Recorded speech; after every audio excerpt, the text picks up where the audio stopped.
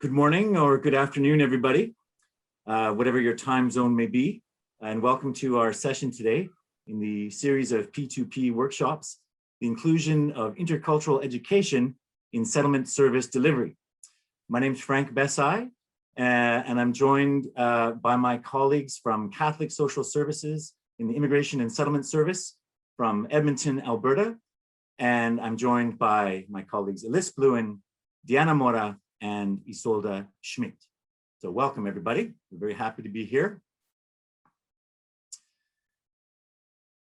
So we'd like to begin by sharing with you our Treaty 6 acknowledgement. We are here live in the City of Edmonton.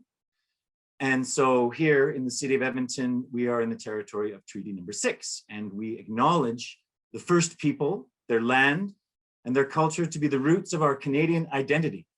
We acknowledge that we are here in Edmonton, home of the Pappas Chase First Nation, on the traditional lands referred to as Treaty 6 territory, a traditional meeting ground, gathering place, and traveling route to the Cree, Saulteaux, Blackfoot, Métis, Dene, and Nakota Sioux. We acknowledge all the many First Nations, Métis, and Inuit whose footsteps have marked these lands for centuries. So we want to welcome you to our session. We have come to believe in our work that newcomers to Canada of all immigration categories, socioeconomic and cultural backgrounds can find common ground through an exploration of intercultural theories as they forge new lives in Canada. The inclusion of intercultural education in settlement service delivery has proven to be an effective service delivery model in our agency, helping to expedite successful integration amongst the newcomers that we serve. Throughout our service, such non-judgmental, inclusive practices and teachings of intercultural competency have helped clients to cross cultural barriers, alleviate their fears, and consider alternative behaviors and values. Intercultural practices can also enable newcomers to access vital services that they formerly may not have been willing to receive. And for those people who may be experiencing critical challenges, for example, with the legal system, we have found that intercultural practices can help people to navigate systems and achieve positive results. And the resulting positive change that can occur in people's lives is certainly a subject of important discussion. And the newcomer orientation and intercultural education teams in our service have successfully woven the theories and practices of intercultural education into all of our group programs. And we believe that there are very encouraging results.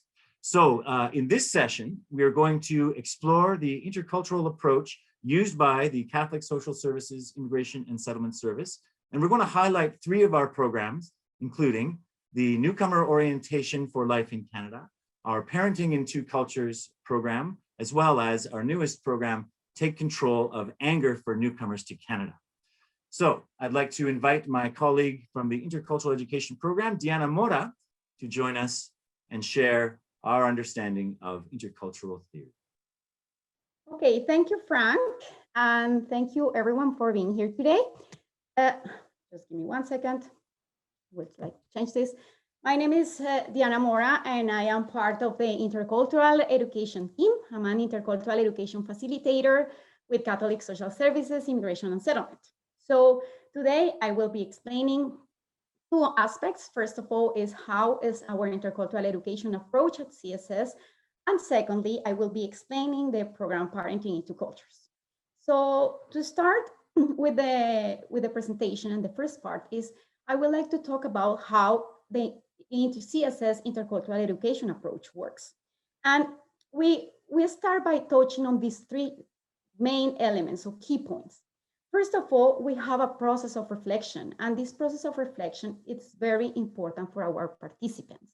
In this process of reflection, our participants, they talk about their own cultures, and it makes a big, big important part of all our programs. We validate who they are, and we validate their experiences and where they're coming from. But it's very important for them also to understand how their practices, they have different results and different consequences, and sometimes even unexpected results in the Canadian culture. And in this process of reflection, the validation of all ethnocultural origins is very important.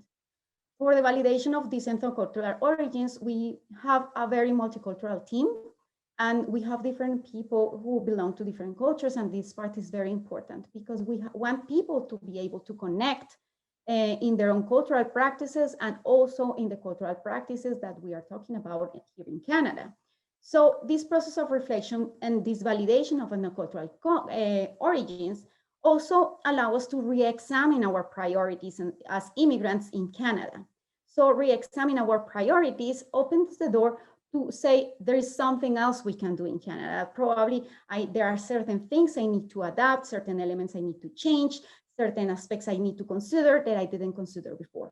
So all these elements, we do it all along our programs. We reflect on our current practices, we reflect on who we are and what are our origins, and we re-examine our priorities to understand that everything in Canada changes and we need to adapt in it. Probably we need to adapt certain aspects of who we are and our cultures. So how do we do that? And that sounds really huge, and it's really an important process. This is not something that we do from one day to the other, but normally immigrants, we take up step by step until we understand we belong to a different culture and there are certain aspects that we need to consider. So for doing all this process of reflection, we have 4 points that we consider important as a part of our intercultural education approach. I will explain 2 of them. Then my colleague Isolde will explain the 2 others, but I would like to start by just naming them before we move on. So first of all, in all our programs, we talk about culture. And culture is one of those elements that we all know what it is, but we don't know exactly how to define. And what we'd like to say is that cultures are complex systems that work within. And in this complexity of systems, there are many elements that we need to consider. And we try to go to these roots of these cultural elements that we need to consider in order to understand how Canada works and how my own culture works. And then we talk about cultural maintenance and participation, and for that, and in the cultural maintenance in participation in receiving society, as is stated by Barry. Barry being one of the biggest researchers in the topic of how integration, or how integration works, or how individuals adapt into different cultures. So we also have an intercultural approach that I will explain later. And we touch also on cultural dimensions, as Hofstede explained, in different aspects. So we talk about individualism, we talk about collectivism, we talk about hierarchy, and we talk about different elements. So I will start exploring one by one. And I will start talking by the definition of culture. As I say, culture is a big, complex concept, and we like to talk with our clients and the participants in our programs a lot about what culture is, because we need to define that we belong to somewhere, and we have experiences and we have knowledge, and we acknowledge that, and we know that coming from different cultures and from different countries is sometimes difficult. And when we talk about the complexity of culture, we like to adapt something that Bennett has created called the model of intercultural sensitivity. In that model of intercultural sensitivity, we have individuals have different steps in order to achieve the bicultural approach. So in the model of intercultural sensitivity, Bennett starts from the point of view of saying that sometimes people, they need more time in order to adapt and to develop an intercultural competency.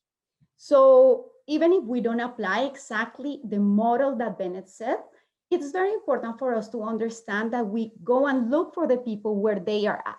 Some people, they have a level of intercultural competency that is more developed. Some people, they are in a lower stage of this intercultural competency, and we need to understand that sometimes people, they need more practice, more process and more steps and more experiences in order to understand the complexity of culture.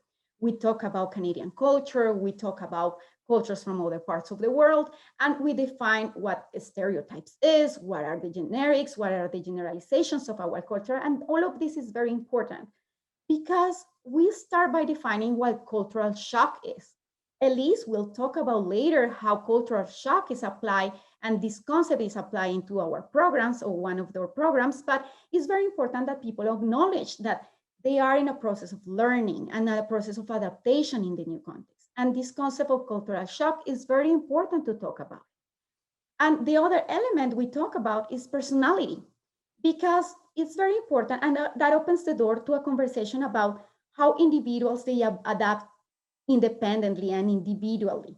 Yes, we belong to our culture. Yes, we have certain elements that we acknowledge it becomes to our group, but at the end of the day, our culture and our personality, it's overrides the culture, and sometimes it's very important to acknowledge the individual in who that person is and to understand the personal experiences, who that person is, and what is that person looking for. And apart from culture, so that opens the door to the second step of our intercultural education approach. In our intercultural education approach, we talk about identity. We start talking about the big part of the society and the culture as a whole and as belonging to a group to something more individual. And this is where we talk about identity. And in identity, we touch something called the identity circle. In the identity circle, the idea is that makes people to understand that their identity is composed by many elements, and where we talk about sexual orientation, gender, education, family, where they're coming from, etc., and that this is very important in the validation of their immigration experiences. And this self-awareness of who they are, it's important to make them aware of, okay, this is me, this is the culture I belong to, this is where I'm coming from, but at the end of the day, this is who I am in the present. And it creates an awareness of, okay, what do I need as a person in order to integrate and to adapt to Canadian society? So we talk a lot about values and norms because it's very important for the people to understand. And again, when we talk about culture, we know what culture is, but culture moves beyond food. Culture moves beyond way of dressing. Culture moves beyond just language, but it moves beyond and to the roots of who we are, to our values and our norms and the way we understand society. So in the intercultural approach, our idea is to make people more aware that they need to understand what they are expecting from Canadian society and what they are expecting from themselves, and also to understand that their individual needs and the individual process is very important in the process of immigration. So I would like to pass it on to my colleague Isolde, who will continue explaining the other elements of the intercultural education approach. Hello, everybody. So I would like to talk about Gert Hofstede's, he has done extensive research around 6 dimensions of like cultural dimensions. And we focus normally on 2 of them. And one of them is how individualistic or how collectivist a culture is.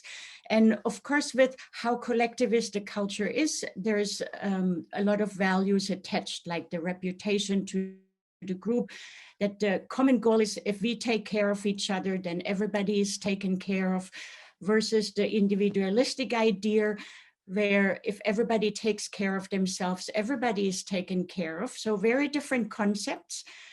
But at the end of the day, we all have the same idea of, taking care of ourselves or each other. And in the other dimension we often talk to is the power distance index, which means how much hierarchy does a society accept? And this is very important because it really helps on this reflection process that Diana was talking about, to kind of highlight, like, so who is making the decision? Who has the power? Who makes the decision? How are decisions made? And all those kind of things. And how do we behave with each other when there is a high hierarchy, which of course not only plays out in the family, but also in society, in the workplace, everywhere. And it's really important for our participants to understand that there's concepts to it. And of course, by understanding those concepts, they also make the connections that they understand that they have similarities. They might come from very different cultures with very different religions, but they have common concepts they can relate to. And this is about the cultural dimensions from Hofstede. Then we also include Barry's cultural maintenance and participation. So for example, we give like when clients come to a new, or when we come to a new country, it's very natural that we look out and seek out to those people who are similar to us or who are coming from the same area. And of course, it's really important to understand that it's not that easy to understand a new culture, because normally there is no culture lessons. And to understand how to make new friends, how to connect with people, how to solve problems and reach out to other organizations, while back home, there was the support built in, because in a collectivist culture, the support is just naturally there. So we normally ask them and give them, say, well, if you come to a new country, you have a choice how to, like what you choose. So for example, the assimilation occurs when individuals adopt the cultural norms of a dominant or mainstream or the host culture over their original culture. And separation occurs when individuals reject the dominant or host culture in favor of preserving their own culture, like that's when they mingle only with their own ethnic group, for example. And marginalization is when they reject both the host culture and their own culture, and they're kind of ended up in a small little like entity where they just function in themselves. And of course, integration means that we're able to adopt the cultural norms of the new culture, but also the ones from back home. And when we ask participants, what do you think is the best for your children, or what is the best for you? Everybody comes across and say, well, we want to integrate. Okay, and sometimes we ask, so, but what are you actually doing? And they said, yeah, we are separating. And of course, this is a process and it comes with time. And it's like a process that has a long way to go. But it really gets the buy-in from the people that, yes, we want to integrate. And of course, part of them, a big step is they are already in the group and they're communicating with us, which is a very big step of integration. So we also address racism, because we all know it's there in the system, and we try to create a safe space that leaves space for healing and for those difficult conversations, and if necessary, for advocacy. And intercultural competence is not a state of mind that we once reached and then we have it. It's an ongoing process, and every day it's a new effort to actually gain intercultural competency. And there is a heart set, a skill set, and a mindset. So the skill set is like we listen, we have active listening skills, critical thinking, analyzing. The heart set is really about the attitudes, like, do we bring this openness, this curiosity to kind of trying to find out who are the people who we have in the room, and how we respect, people in their being and in how they present themselves. And of course, it's super important to have knowledge around culture and the self-awareness. And this is particularly important as facilitators, because if we have a group with mainly people from Africa, they might not really want to listen to me for too long because they do not feel represented by me. And that's why we have a very diverse team in the intercultural department. There is, for example, my colleague John Landon from Liberia, Africa. So he's the man from Africa, and representing a lot of people from Africa can connect to him. And there's our colleague Izdihar Gaib, who is from Iraq. and who really connects, like people from the Middle East feel connected and represented. And this is a really important piece to understand, that no matter how much intercultural competency I have, I have to be aware of those things. And of course, we also try to instill and to foster intercultural competency in our clients, because they need to be able to communicate across cultures, and to communicate and be open for people from other cultures, and develop this intercultural competence in order to successfully integrate. And how some of these theoretical concepts are incorporated in our program.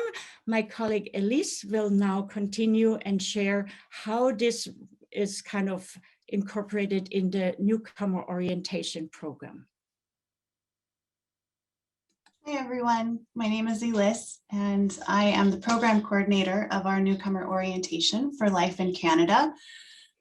This orientation program at CSS, at Catholic Social Services, it was originally designed for government-assisted refugees, meaning we interact directly with the notice of arrivals listing provided by IRCC, so that we have staff ready to go to greet them at the airport, to transport them to temporary housing, and then assist them with the first steps as being permanent residents here in Edmonton.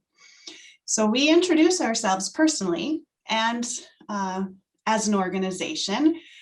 Currently we have sessions in English, French, and Spanish, but we also do consecutive interpretation for those clients with other language needs. Our colleagues speak over 70 different languages. So with the interpretation, we really try to introduce ourselves and say, what is the role of the orientation program? What is the role? What is a nonprofit organization? And what is that? How does, we are not the government, but obviously we have a relationship with the government because they provide funding. And it's all based off of helping newcomers succeed. So how do we do that? In Canada, it's usually individualistic, right? So yeah, you can go to the next slide, Deanna, that's okay, thank you. So on an individualistic level, we are all going through this integration process. It's something that all newcomers go through. It's not something unique to Canada. It's part of the cultural maintenance and participation theory that my colleagues just highlighted for you. It's the time and effort that it takes to feel comfortable in a new place, feel like you're really a part of that new place. So when we explain this to clients, we made this graphic for them, and I asked them to picture themselves as a tree, carefully dug out of the soil. Maybe they've been in that soil their whole lives, maybe not, but they're dug out of it now and they're ready for transport and transplant into a whole new environment. And your roots must remain attached in order to survive. And even with that healthy root system, there are going to be periods of shock. So you can see the culture shock. You can see that plant it looks like it's struggling. And we have clients who relate to that and go like, yes, I feel like that picture. It's just as you experience new after experience, new experience, trying to figure out your place here. And in Edmonton, in Canada, the very first new experience might be the weather, the Arctic temperatures, that snow. But of course, there's also the language, documentation, expenses, relationships. So when we start to talk about all of these challenges and new things to figure out, we generally point to the arrow that's going down and saying that culture shock, it can come and go in waves. It can be quick episodes, or it can remain a little bit more static. And our intercultural team, they share their own experiences with this integration process by first just being an empathetic ear, validating the feelings of our recent arrivals, and then we guide them we direct their attention to these steps up, and so that they can experience some level of sense of success for themselves. Reflection. As Deanna was talking about before, reflection is it's an essential part of absorbing new information. And in orientation, we ask them to absorb a lot of new information. So we continually go back to this approach of self-awareness. Who are you? And then, of course, comparing that to their view of who is Canada based off of what they see the value and the norms to be. And of course, there are differences. But the big question is, those two circles, they're not so separate. They do overlap. So where is the overlap? And completion of our orientation program is 4 weeks, usually in person. Now that we're delivering these sessions online, it's extended. So our relationship with our clients can be 2 months, even more so. So the relationship, it does grow with each session. And in the beginning, it's best to stick to just surface level or how to get by cultural norms. So things like eye contact and social greetings and appointments and punctuality, space, privacy, those kind of things. And this is a personal reflection, but the role of government is huge because the government is the one who they create the systems, right? And then our cultural norms are based off of how to navigate those systems. So we're always coming back to, well, how did you do this before you came to Canada? And how is that going to be different? Or maybe it's similar as now that you're in Canada. So if we use our information session on banking and money management, it's all about availability of resources. So understanding the value of a Canadian dollar is one thing, but it's also something to think about. Well, did you have the need to create monthly budgets before? And is that something that could help you now? So we really do use our definition of culture when we start to unpack the complexities of it in order to find this overlap. And without finding enough overlap, everything is foreign and it just becomes too overwhelming. And while we cannot completely prevent our newcomers from experiencing culture shock, we can certainly lessen the burden of it. And one of the best ways to combat culture shock is by understanding the culture in which you are. So going back to this tree metaphor, we show them their roots, their parents, their birthplace, that's their roots. They still have those with them. And now those roots make up the values of that trunk. And then what we see, the social norms and the behaviors is, of course, the top of the tree. And it's a little bit easier to display what Canadian norms are when we think about how children are taught in school. So in our information sessions on the K through 12 education system, we talk about things like the power hierarchy, and that Isolde had just mentioned before. You can see that in the student-teacher relationships here in Canada. And you can see what Canadians value in terms of being unique by just looking at how the children are dressed or the behaviors that are rewarded within the school system. And eventually, newcomers are going to have to navigate the healthcare system. They're going to have to integrate into the workplace culture where they're going to be in these situations where there's a forced interaction with people that are outside of their familiar social circles. So the need to notice how values are expressed in Canadian culture becomes really necessary. What is the right thing to do? How do others expect me to behave? And normally these teachings begin in our childhood, right? It's something that we learn. That way, when we become adults with high stakes responsibilities, we've already spent maybe a decade or more testing those boundaries, testing the social norms and expectations. So it takes time. And in a multicultural society like Canada, It's even more complicated because in addition to the diverse personalities that we value as individuals in Canada, there's also different worldly cultural perspectives. So the boundaries and the norms are not always so clear, and understanding those norms are still an essential part of building relationships. Here you see a listing of our 8 sessions that we offer in orientation. Just our program alone, like I said, there's enough time to build the relationship. So we really see a change in the newcomers on the first session opposed to the last session. As you can see, each session is catered to a particular group that we're addressing, but in general, it's very helpful to understand maybe the motivation for them to learn with us. So, as you can see here in the beginning, it's very much about surviving. But by the end of the program, they know how to do that here in Canada. They do know how to survive here in Canada. Now they're interested in figuring out how to thrive and increasing that quality of life by making different goals.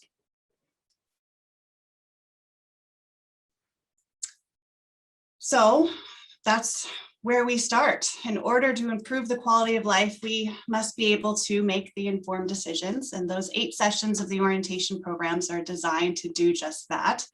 But it's still early in their settlement journey. And as the first professional newcomers in the City of Edmonton, we work hard to really establish a level of trust before we just send them to other people. For that last bullet here that you can see is the ask for help when you need it. So when we are comfortable with them and they are comfortable with us, we really do sit down and say, well, what are your plans for the future? And what sort of help do you think you're going to need along the way? When you're thinking about how a society helps its people, it's usually in 2 different ways. It's in a collectivist culture. People really seem to rely on their elders and going to the elders for that collective source of wisdom. And here in Canada, it's much more common to go outside of your familiar social circle and access what we call third-party support systems. So third-party supports are usually professionally trained people, educated people who their job is to assist people with very specific tasks in an unbiased way. And so introducing them to the idea of this, of going to strangers for help, and then finding the appropriate programs and connections so that that transition is going to be easy for them. We also wanted to take this opportunity to explain a little bit about our recent project in the orientation program. This past June, in the midst of the global pandemic, our agency was tasked with creating a citywide orientation guidebook for all newcomers here in Edmonton. So following consultation from immigration settlement agencies really across Alberta, we have created a guidebook based on our program's 30 years of experience and then the consultations of our colleagues. What makes our guidebook unique, however, is the inclusion of these intercultural theories that we're covering today. And in our guidebook specifically, it takes the form of day in the life scenarios and cultural aspects to consider. So I'd like to leave you today with an example of our day in the life scenario of Mary. And I'll read to you what her situation is. Mary is a mom with 3 young children. And when Mary arrived in Canada, one of the first things she heard was that Canadians do not allow you to punish your children, not with physical punishment or even with words. Her children run everywhere and they are very noisy. Mary has many questions, but is too afraid people will think she's a bad mother and her children will be taken away from her. So Mary does not ask her questions. You can see how this could become problematic. So each scenario is then followed with a cultural aspect to consider, a possible explanation to help sort through the confusion of interacting with Canadians, and in this case, possible misconceptions. And here you can see that positive discipline is mentioned. And here to tell you more about that is my colleague, Deanna, who leads the Parenting in Two Cultures program.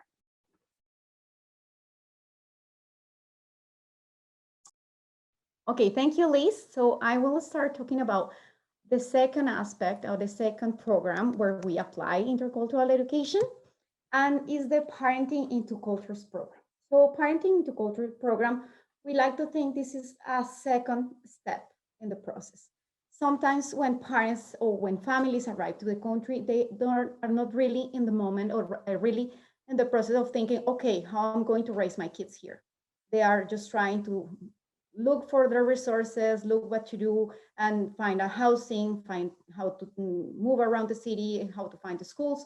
But then after a while living in the country and living in the city, they start realizing sometimes they have problems with their kids. Their kids are adapting quickly to the country and are absorbing many cultural elements from the Canadian culture. And parents, normally they don't adapt so quickly. Like adults, they take more time. And when the parents, for example, stay at home, they are not as involved in the Canadian society to understand all these cultural elements. So sometimes when children they come home and they bring a lot of these elements, the parents, they don't know exactly what to do.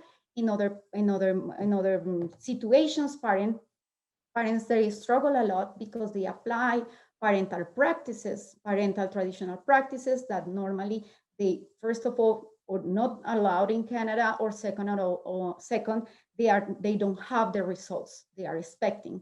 So this is when the people, they come to our program and say, okay, they're ready to open up and to say what I need to do. I am having problems with my kids are behaving differently, I don't know how to handle this situation.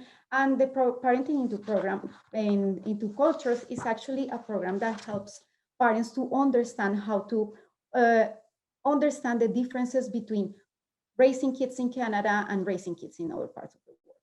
We don't mean by any chance to be a teaching program where we are telling the parents what to do with their kids. On the opposite, we are trying to help them to look for their own strategies. So the first part is to understanding how parenting is different. And this is something that normally you don't realize when you are in your home country, because you basically are a parent as many other parents. When you come to Canada, you realize what you are doing is not working. So you don't understand it's because of the kids are changing, you don't know what to do, is the society, or what is the problem there. So this is a program where parents, they come to dialogue with us. This is a facilitation style program where we talk with the parents coming from different cultures. And it's a conversation that we do once a week for 6 weeks.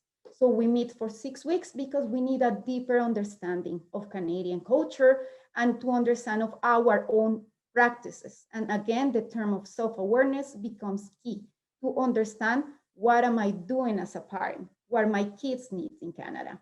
The program was created 9 years ago, and it was created originally in English, and we have different sessions in English for years. And then we started to adapting and to opening the door to many possibilities. And at this point, the program Parenting into Cultures, we have it in English, French, Arabic, and Spanish. And we recently opened a new session with consecutive interpretation in Kinyarwanda. And you will ask yourselves, why in Kinyarwanda? Because one of our settlement workers in CSS actually talked to us and say, I have a large group of parents who will benefit of the program. Would you actually help us to do this in Kinyarwanda? So we decided to put together a program, and we started a couple of weeks ago. So again, this is a conversation.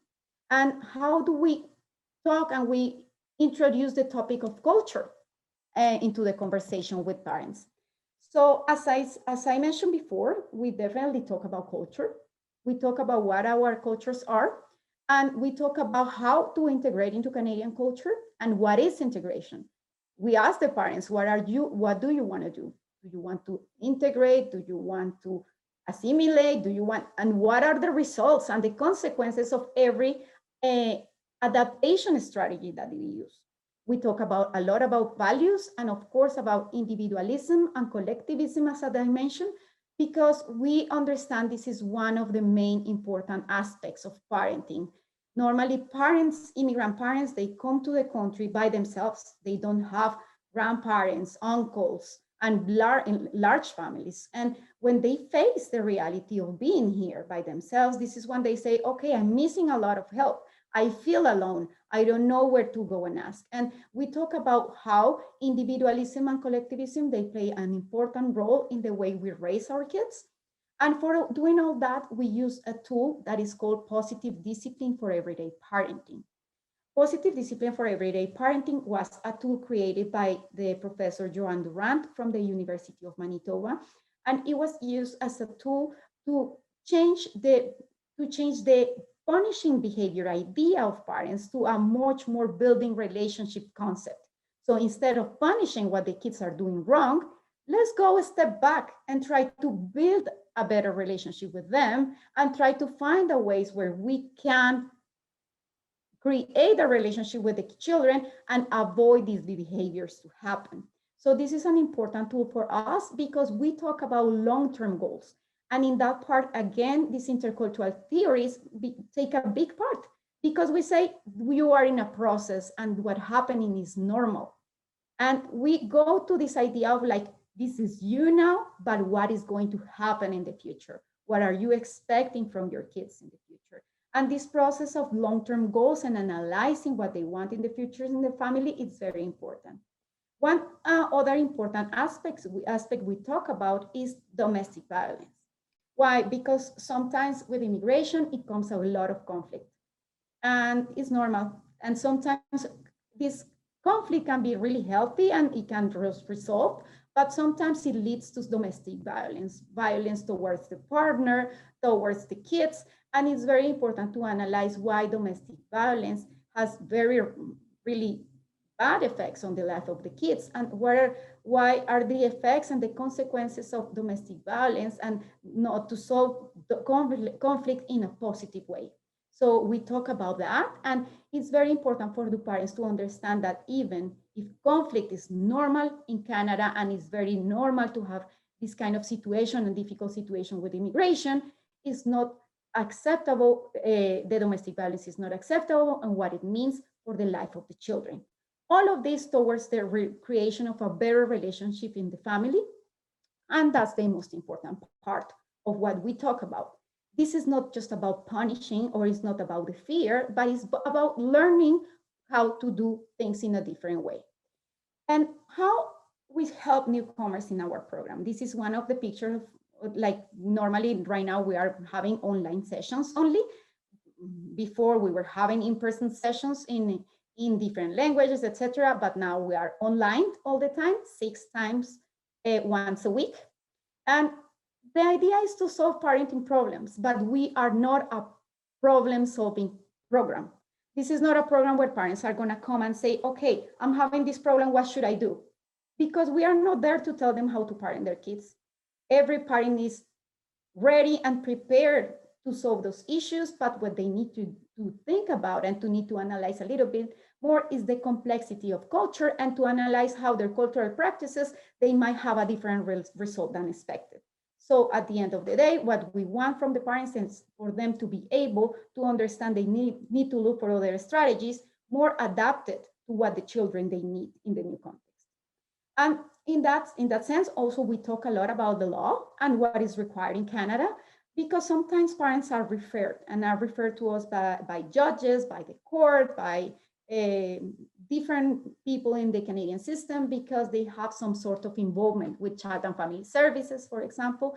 And it's very important that they understand why there is a huge involvement of the government in the whole situation. And that this program is not intended to be a punishment camp.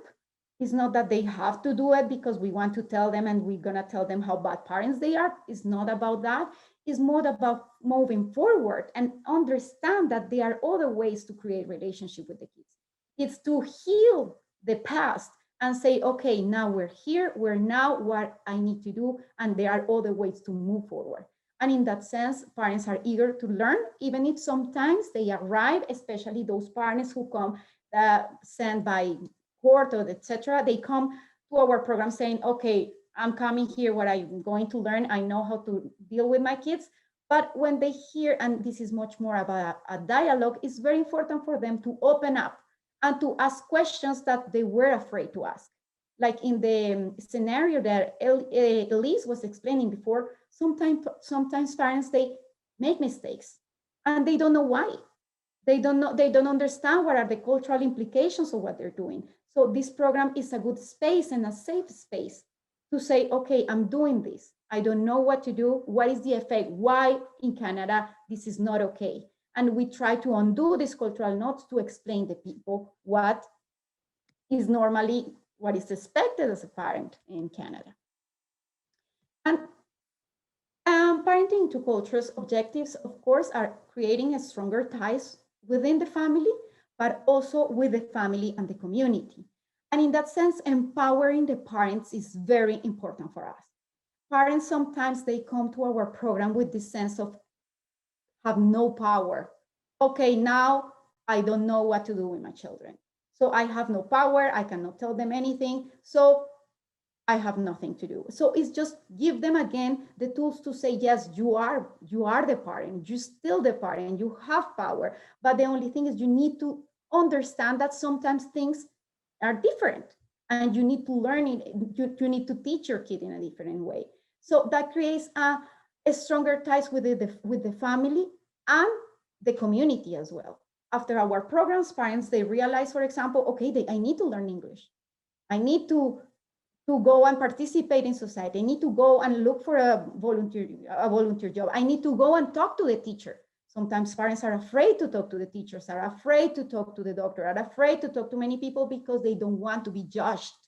And when we empower them and you say, you have the right, you in Canada, you have rights and you can go and have and make those questions, it's very good for them. It's good to hear other parents to say, okay, I've been through the same situation and I have done this and I have done that to overcome this difficulty. So as I say, the idea is to build better relationships in the family and to understand the difference between punishment and discipline. Punishment and discipline are two different concepts that sometimes they get confused. We get confused and they say, but now if I cannot do that with my child, so why I'm gonna do? So we can try to explain, okay, discipline is different than punishment, and we understand how it works. And we explained a lot about the education system and what the kids are learning in school, because this is kind of the source of some of the difficulties. They say, but my kid now is talking back to me. And when we go and we undo the cultural knot and we explain that in Canada, because of individualism and autonomy and many things, like kids are asked in the school to talk, are in the school to say things. So they are starting understanding, okay, my son is not being disrespectful. What he's doing is actually doing what he learned in school. So it's trying to understand how things in school work, how things in society works, and understand that at home, even if we live and we breathe a different culture, we need to also open the door to other cultural influences. And all of this towards the integration, of course, which is very important. So we have 6 weeks. You can see what we talk about that every week, but I would like to touch on long-term goals. Because again, as I said, parents, they need to understand that the problem is not right now. They need to keep working because the most important is, yes, right now they are in X situation, something happened, but they need to move forward. And their kids, they're gonna be integrated to Canadian society. And when we talk about that, it's actually a big realization for parents. When they say, okay, yeah, my kid is gonna be a Canadian and he's gonna live here. So they start saying, okay, so what do I need to do in order to support my kid in the integration and success into Canadian society? And all that, we talk about culture in the week 2, and we start on doing those notes little by little by little until we go until week 6 when we talk about teenagers. And before we move on to the next program, I would like to say that our program has been so successful making people from different cultures to talk about it, that we created a second stage, a second part of the program called Parenting Teenagers in Canada. So parents normally, they wanted to learn more about parenting, but in terms of teenagers were difficult, and this is when many of these elements that the kids they learn in Canadian society, they start to show more. And we created Parenting in Teenagers, which are 4 sessions specifically talking about teenagers. So what are the expected results? All the things that we already talked about. understanding there are probably other practices and other values that they need to consider when raising their kids, and create a safe space and drawing a strengths for participants' identity, saying what you're doing is right, but you just need to analyze every step of what you are doing as a parent to see if it has the results that you are expecting. And in that sense, I just like to touch on the last part of this slide, and is networking. When parents are faced to each other in a multicultural setting, it's very important for them to understand this is not about them. The problem is not about them belonging to X or Y culture. It happens to all the parents in any way. So when a parent from a specific part of the world sits in front of another parent with a different part of the world, different religion, different language, different values, and they say, you know, I have been through the same thing. It creates the sense of belonging. I belong to something. It's not about me, and it increases this sense of intercultural competency, because it takes them out of their zone and out of the idea of this is happening just to me, to the idea of saying that happens to every parent, and we must have this conversation. And I think this is very, very important in the sense of parents, they feel heard, they feel they have a space, and finally they are open to ask the questions that they need, even if the parent who are listening, it belongs to a completely different culture. So moving on this, I will open to Isolde, who will explain the last part of our program. Just to say what the parents say, just the last part is, I won't read it all, but they say the program helped me to get a different perspective and understanding that parents, we all raise our kids in different ways. I learned that being a teenager in two cultures is hard, but with love, support, and trust, our kids will have a better adolescence. Okay, so I will just pass it to my colleague Isolde. Thank you very much. So our newest program, Take Control of Anger, happened to come alive because other agencies approached us to ask, can you develop this program? Because we have lots of clients who get in trouble and they are court mandated to attend an anger management course, and they come back and say it doesn't help. So, and that's why we started off. And one of the first steps that we did when we took on this new program was we attended, like two of us attended an anger management course that was available, you know, for court mandated clients. And we found out that a lot of the things why it doesn't really work for clients is because, first of all, it's very expensive. It's often a one-day program, and we know through our Parenting into Culture program that a one-time session doesn't really do it. You need to have that ongoing support.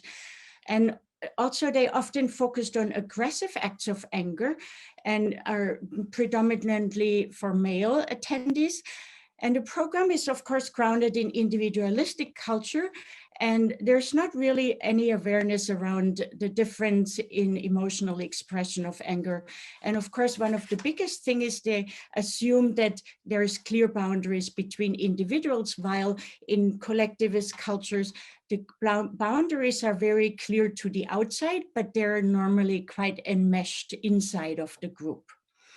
So, and that's how our collaborative approach started. So when we talked about it, we realized if we just want to have it about intercultural education, like just the educational piece, it doesn't really do the job. We need to have our cross-cultural counseling department involved and have a piece that actually does the intervention piece. So, and having said that, so we developed it together, and we also at all times have at least two facilitators from both programs, like one from the counseling, one from intercultural education.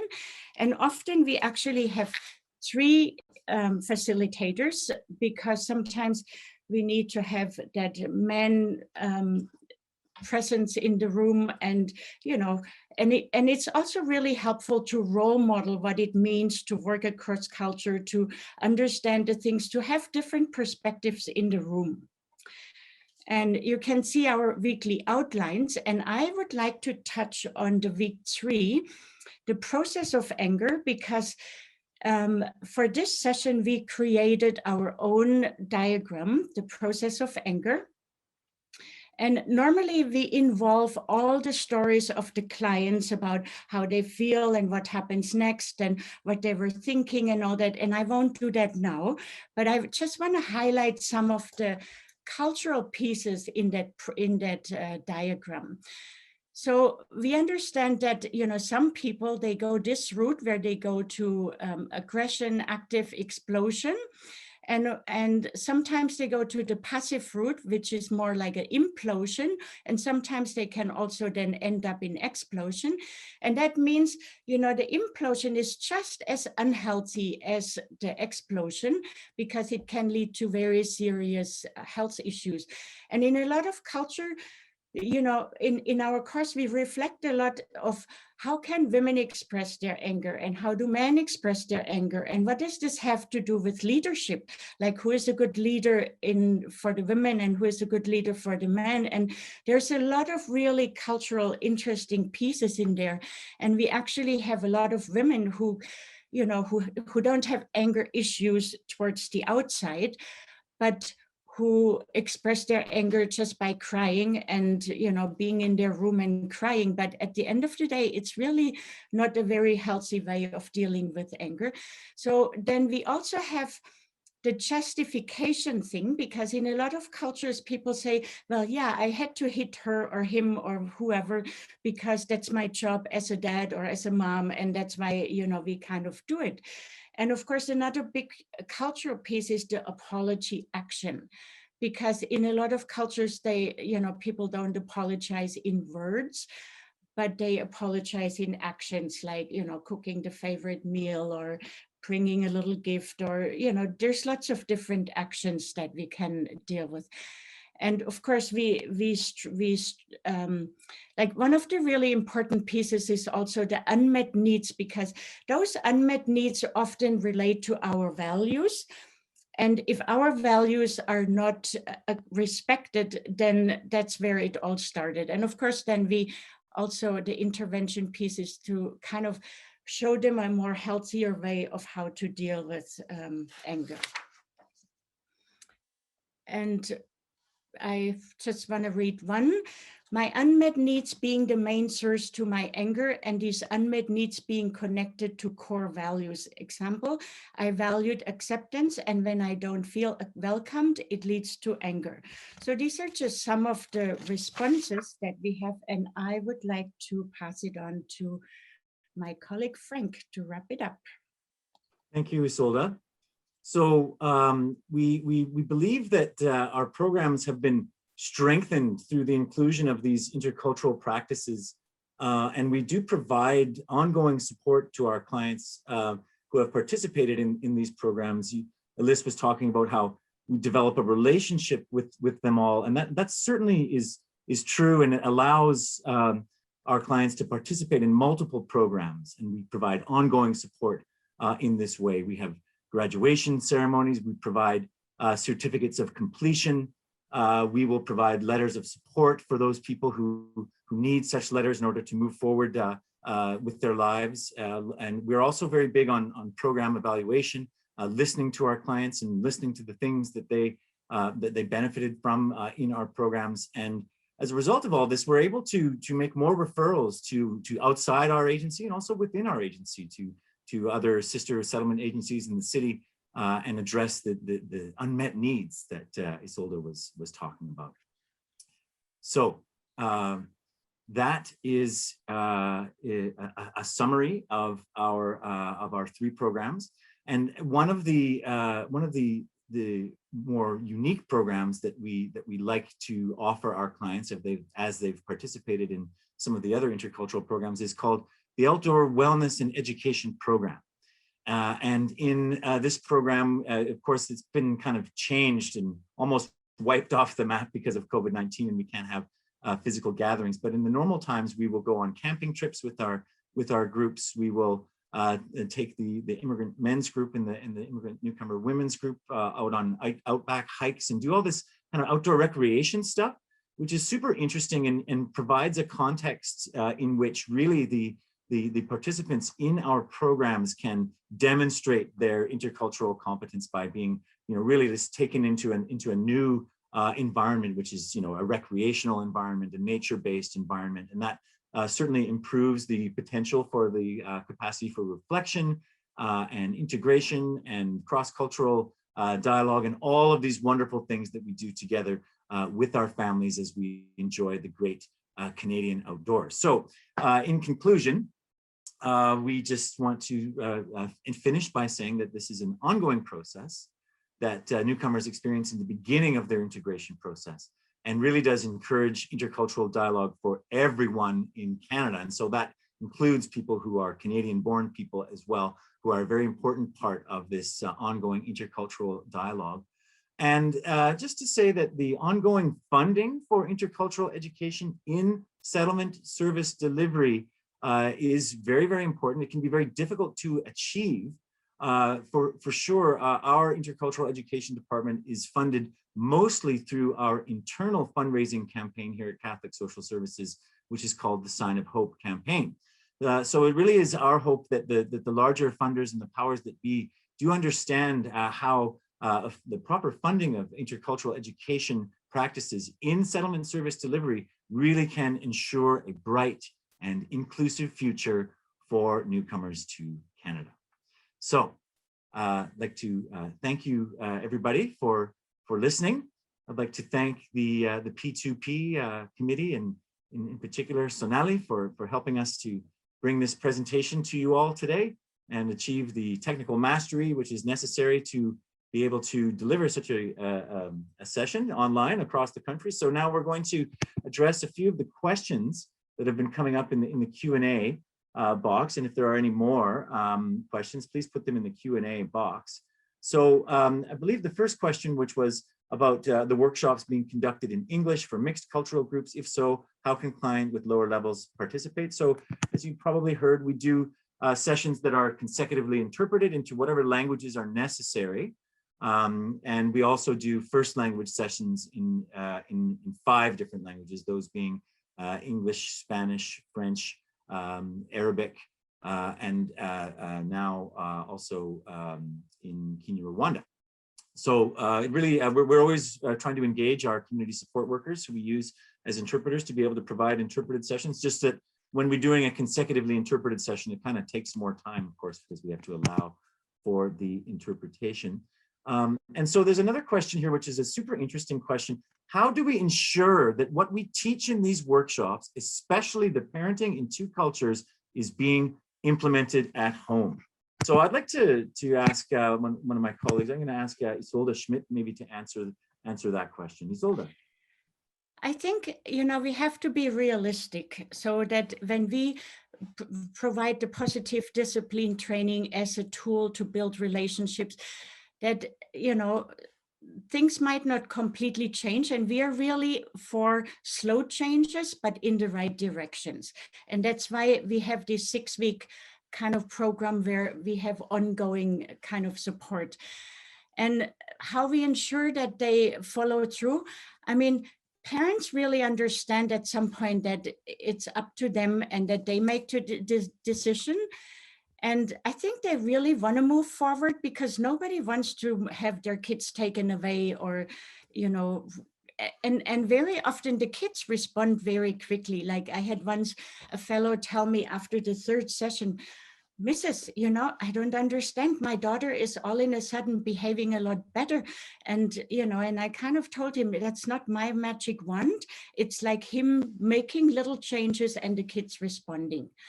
And I think we really get the buy-in by identifying the long-term goals. We ask them, so what do you want for your children and what kind of relationship do you want? Imagine your kids are 25 years old. What do you want to see? And we kind of try to explain that this is a journey and whatever we do in our daily life leads to these goals. But sometimes we take lots of detours.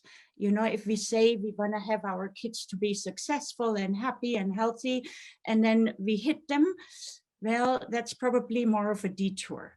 and parents understand, you know, those concepts. And we all understand that we're human beings, and, you know, like things don't change just like this. One of the dynamics that we've been experiencing also is that we're doing these sessions online. So I participate in the Spanish and French language parenting courses with my colleague Deanna. And one of the things that happens is we have a kind of week-to-week reflection process. So when the group gathers, we say, you know, how was your week? What's going on? What are the issues that maybe you have confronted? So it sort of becomes a bit of a kind of a support group as well. But we're also live in people's homes.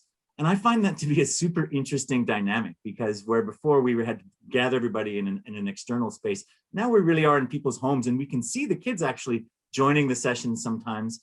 And so that's a measure of, I guess, ensuring how things are happening at home. But also when we observe increased participation in other programs, we can see that they're starting to come forward. So for example, in our recent, we do a monthly hike through the river valley in the city of Edmonton as part of our outdoor wellness program. And we had a family participating in the city hike the other day that has gone through the parenting course, that is going through the anger management course, and there they are participating with us. And so that's a very, very healthy sign that things are moving forward and that people are taking to heart some of the theories that we're presenting in our programs. So here's another question. Sorry, Frank, I would like to add something also, and that it's very important for the parents to go by themselves and because they want, is the willingness from the parents to participate.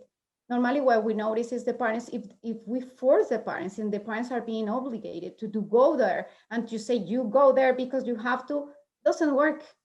It's much more about convincing the parents why this is important and why they should take part and open the conversation. And I think those first sessions, when we talk about culture, when we talk about who we are, what are our parental practices, are very important for them to understand this is not about teaching, it's about them understanding there are other ways we can create good relationship with the children. So it's not much more about telling them to go, but it's about them willingly open the door for other options. Thank you, Deanna. And also ongoing communication with the settlement counselor or the referring agency to our programs will help us get a sense of how maybe there are improvements happening in the home as well. So the next question is, how do you deal with changing roles of men and women in Canada and the anxiety and anger that can evoke? What a loaded question. That's a great question.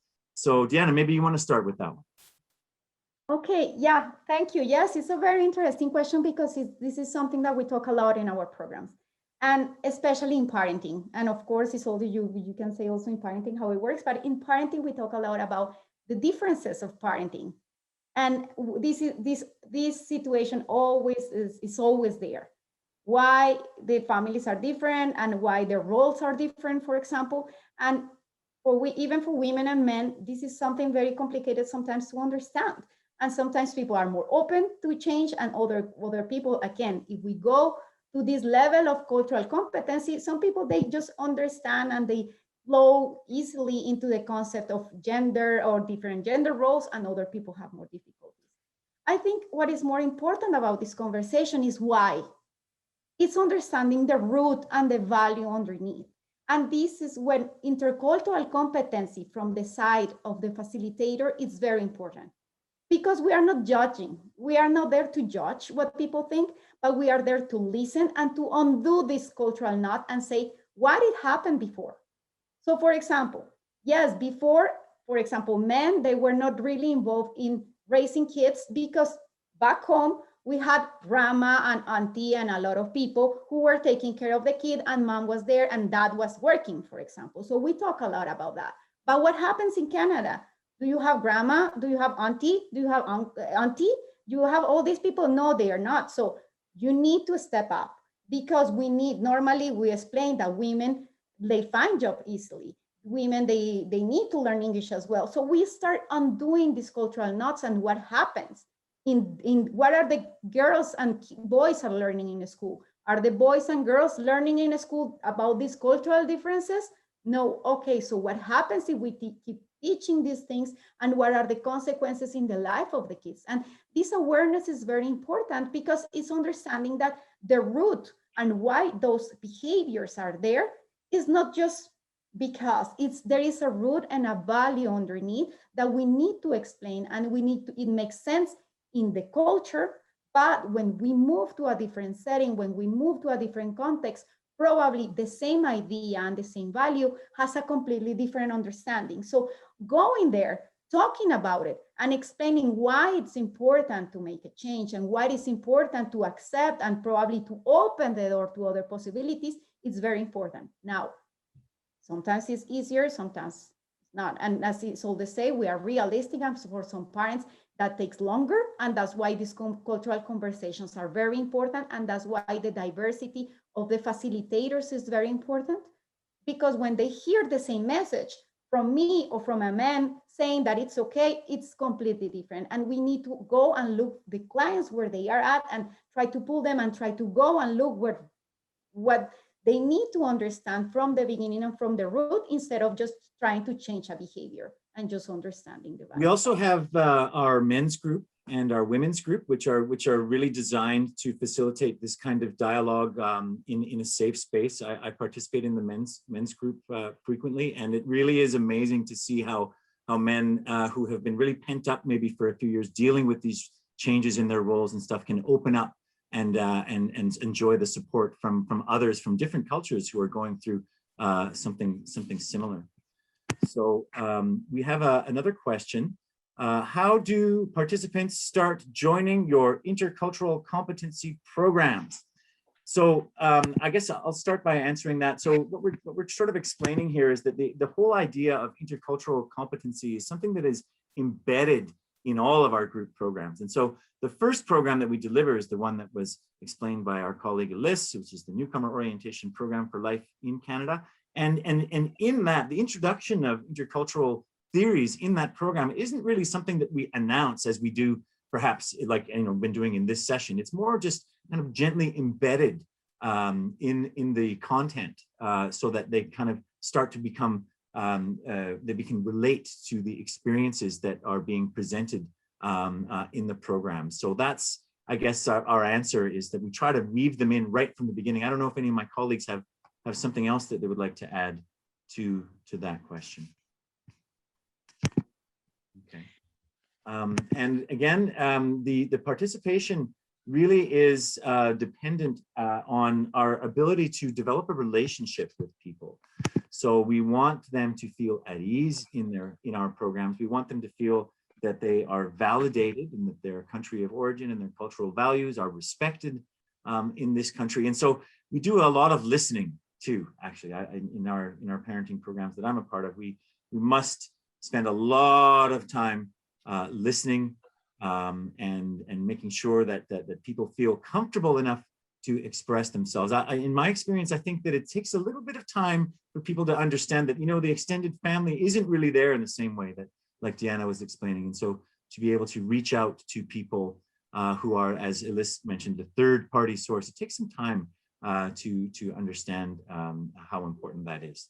So we'd like to thank everybody for participating in our session today. I think that's all the time we have time for today. So I'd like to thank again my colleagues, Diana, Isolde, and Elise for participating with us, as well as the P2P committee for inviting us to deliver this session to you today. So thank you very, very much, everybody, and enjoy spring wherever you may be in our great country. And we look forward to seeing you again and maybe getting an email from you. You can see our contact information is there. And we'd love to hear from you if you have more questions about any of our programs. Thank you very much.